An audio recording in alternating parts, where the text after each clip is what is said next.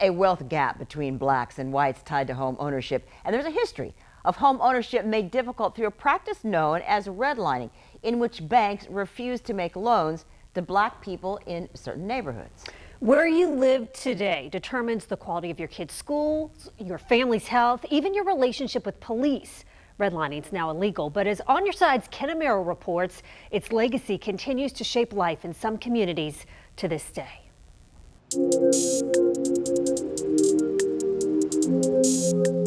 And houses all down here. To understand the legacy of redlining, Still doesn't have it. you have to see it.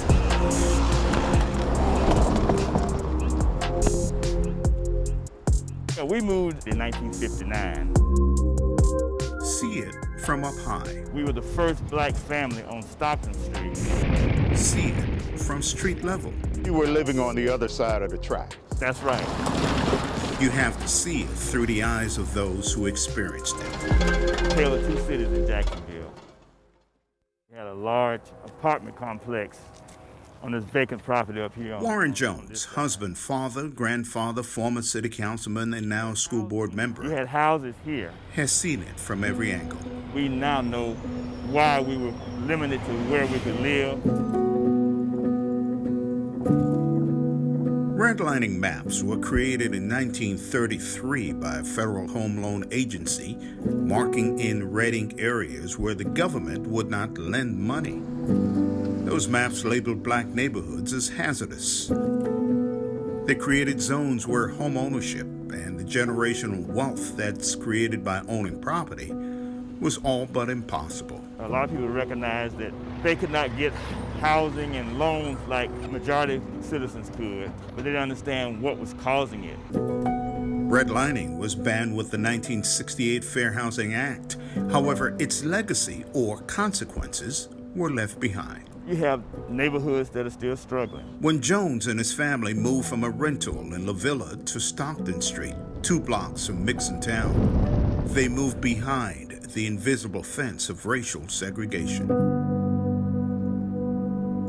I had to come to Forest Park because the school system was segregated. It was a neighborhood school in a redlined community built near environmental hazards. Forest Park was built in the same block as the incinerator that burnt all the garbage in Jacksonville, and the same block that they had the dog pound where they killed the dogs. Jones says also in the same block, a slaughterhouse. Where they slaughtered hogs and pigs and cows, and only a few blocks from the place where they slaughtered the chicken. Jones says the children played in 2 open areas near McCoy's Creek.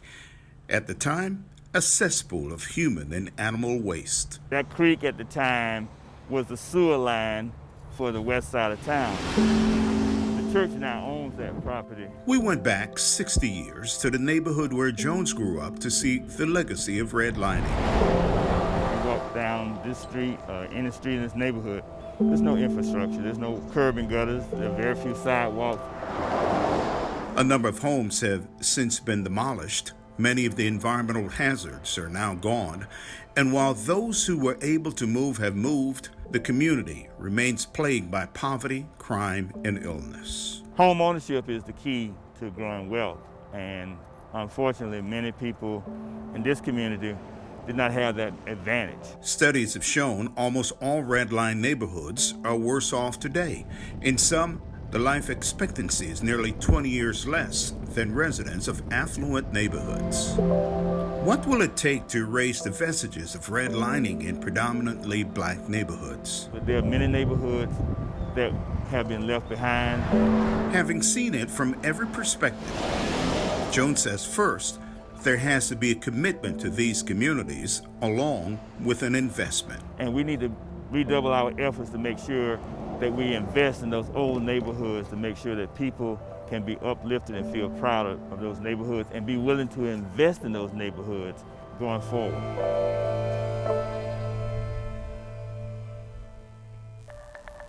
Ken Amaro, it's not an easy topic, but we appreciate your work on that, and we want you to know that our On Your Side team has spent weeks digging into the legacy of race in real estate.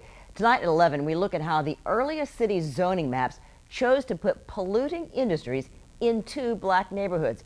And tomorrow at 6, we explore both the financial and also the psychological toll of racial bias in real estate.